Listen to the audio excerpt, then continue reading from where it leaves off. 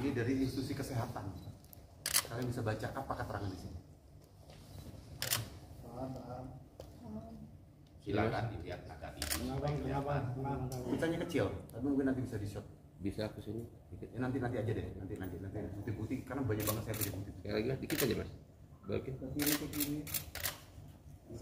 Oke. Apa? Karena ada berita yang mau pegang ini. Iya. Ya, oke.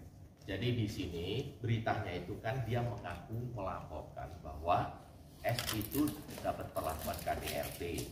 Sedangkan bahwa di sini itu adalah jatuh terpleset. Ini surat keterangan dari dokter pendidik. Jadi apa yang dikatakan bahwa itu adalah tidak benar atau mengada-ngada, dalam hal ini dalam bahasa hukumnya itu fitnah setelah terjadi KDRT. Nanti ini adalah bahan yang untuk pada penyidik bahwa tidak ada terjadi KDRT. Kedua, tuduhan daripada foto ada biru-biru badan tangannya. Yang pertama saya tanya, saya berfoto mungkin setahun yang lalu, 2 tahun yang lalu, sebelum saya kenal dengan Rizal. Misalkan suatu contoh. Kemudian saya bilang, setelah saya kenal dia, saya ada biru-biru ini. Itu kan bukan bukti. Karena kalau memang bukti dia merasa dipukul, dibanting, ditekuk, di apa segalanya, terjadi biru-biru, lembab dan segalanya, kan ada visium dokter. Tanggalnya harus tahu. Ini kan hanya menunjukkan foto, ini kaki saya biru misalkan gitu kan. Terus saya bilang, karena dipukul loh. Ini terjadinya padahal setahun 2 tahun yang lalu.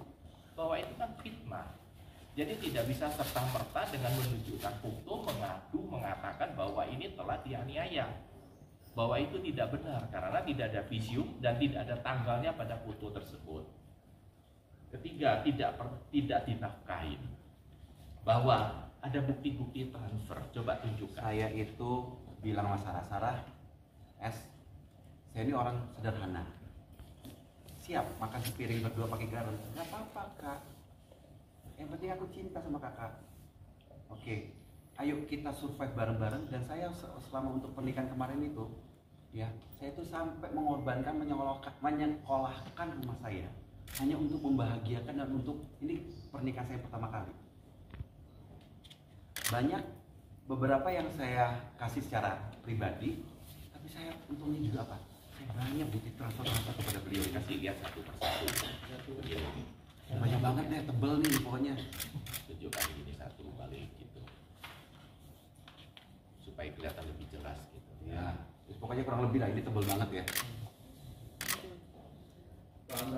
Jadi yang penting satu, Sampai ada berita bahwa R ini bukan orang yang berkelebihan, sehingga tentu tapi dia tetap tahu tanggung jawab bagi seorang suami bahwa dia harus memberikan sesuatu untuk nafkah, meskipun nafkah itu tidak besar, karena nilai misalkan ya contoh 1 juta mungkin bagi orang tertentu, aduh hanya untuk beli bakso aja lebih dari 1 juta. Tapi bagi orang yang uangnya sangat terbatas, 1 juta bisa untuk setengah bulan. Kan itu relatif ya. Tapi yang jelas apa yang dilakukan oleh RI tersebut pada S itu jelas sudah memenuhi norma sebagai seorang rumah tangga. Tapi kalau misalkan S merasa bahwa itu tidak cukup, dia sendiri tahu kan bahwa R itu bukan seperti lain-lain ya. Mungkin ada selebritis yang dalam hal ini yang luar biasa hartanya. Ini R ini kan yang sangat sederhana lah. Dia sampai harus pakai kendaraan umum, kan udah tahu hidupnya itu adalah sangat-sangat sederhana. Ya. Kemudian ada tuduhan katanya melakukan kekerasan seksual. Kekerasan seksual itu dalam hukum itu tidak serta-merta saya bisa menuduh bahwa telah diperlakukan kekerasan seksual. Harus ada saksi ahli yang memeriksa apa yang dikategorikan kekerasan seksual. Kan?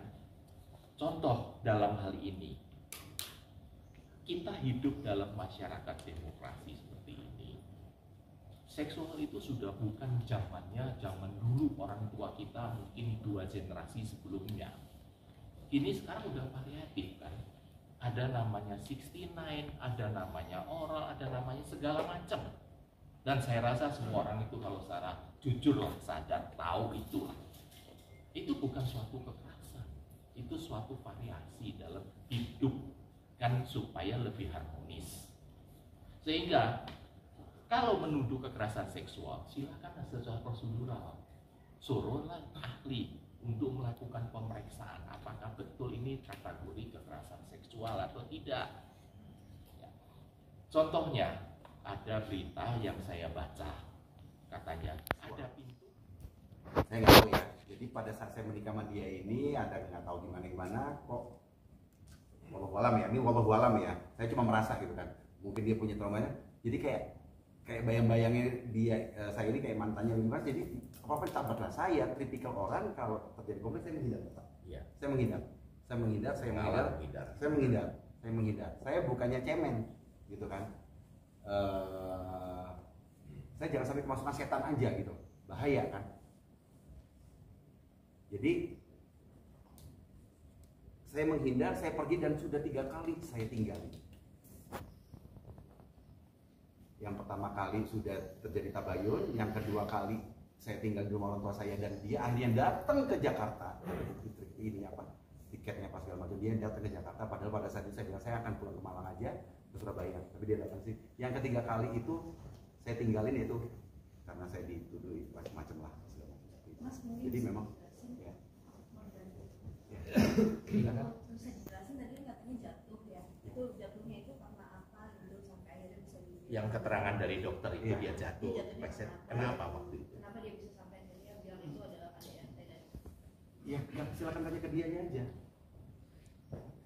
Maksudnya Mbak ini tanya, Ya.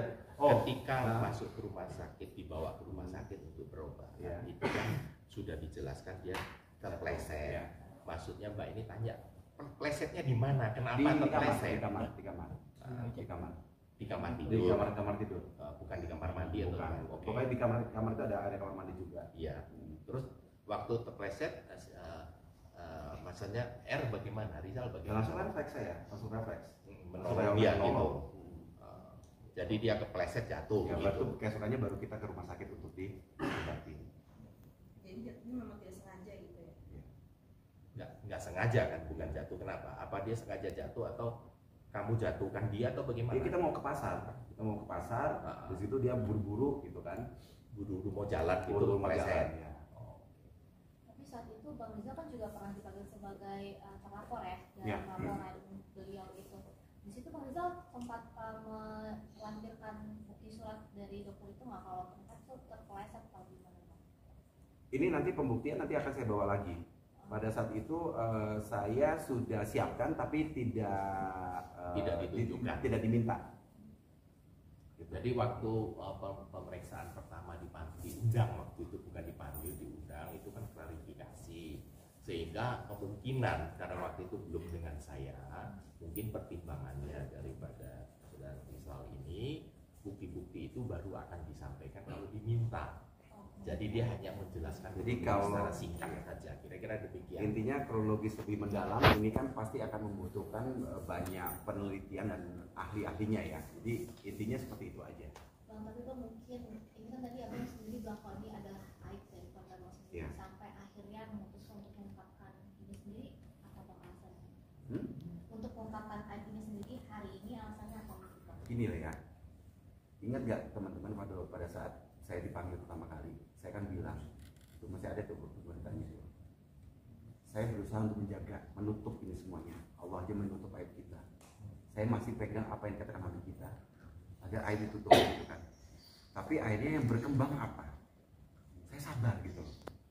Berkembang begini terus, coba tadi saya Serangannya kalau bertubi-tubi kalau buka lah. di Google, isinya itu counter saya terus, dan pada saat saya mengcounter secara normatif aja. Jadi apa yang disampaikan saya tutup bukti gitu kan, ayo silakan pembuktian. Dan ini hanya segelintir yang saya buka, segelintir. Oke. Sekarang mungkin ada pertanyaan lain, sambung lainnya. Iya Bang, mungkin izin yang tadi yang soal lewat jendela tadi itu mungkin itu berarti apakah atas dasar kesepakatan bersama Ya. artinya dan atau sebelumnya ada pernah konsul juga ke dokter untuk variasi itu? Ya.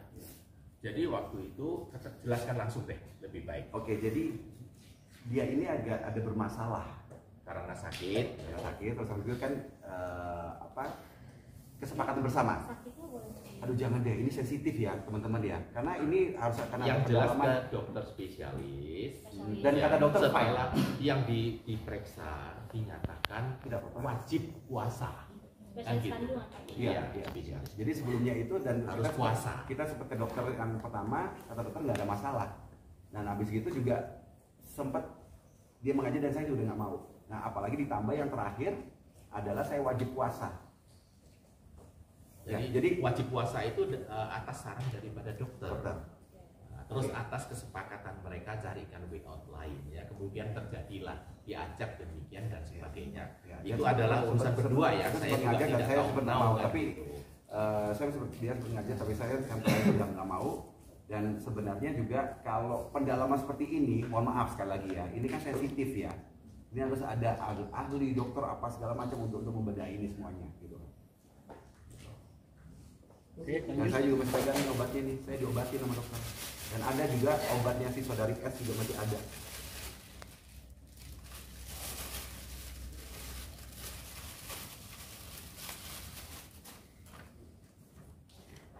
Resep dokter juga masih ada. Cuma segelintir lah. Ya, silakan. Mungkin masih ada yang pertanyaan lainnya. Ngepil, nanya pil lo. Jadi saya cuma mengharapkan kode etik jurnalis berimbang lah.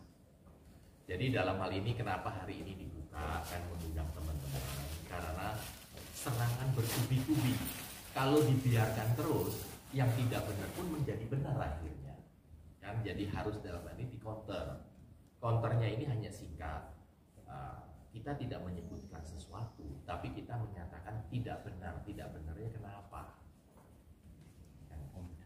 Sehingga dalam hal ini kalau misalkan merasa si R ini banyak melakukan KDRT, penyimpangan dan sebagainya, kenapa waktu cerai kok bertahan sesuai tidak cerai? Kan tidak logis kan ya? Kalau Mbak mau diperlakukan nggak benar kan, kalau dulu Mbaknya ngajukan cerai dong, bukan dia suruh cerai kagak mau kan, ya kasar gitu kan? Itu simpel aja, dinilai sendiri lah. Contohnya seperti Kira-kira waktu ke di sana. pengadilan ditanya KDRT mana visumnya, nggak ada gitu kan. Jadi sebenarnya tinggal hasil akhir itu tinggal kesimpulan dan putusan di bulan Februari itu. Tiba-tiba mencuatlah ini semuanya. Padahal kan waktu saya proses apa segala macam, dan nggak kedengeran kan, silent semuanya. Dan waktu di mediasi, untungnya pada saat mediasi saya rekam juga Bapak. Walaupun rekam semua, walaupun hasilnya deadlock. Kalau kalian, saya boleh satu sedikit rekaman aja mau dengar Ya, karakter silakan. aslinya. Coba Eva dijalankan rekamannya.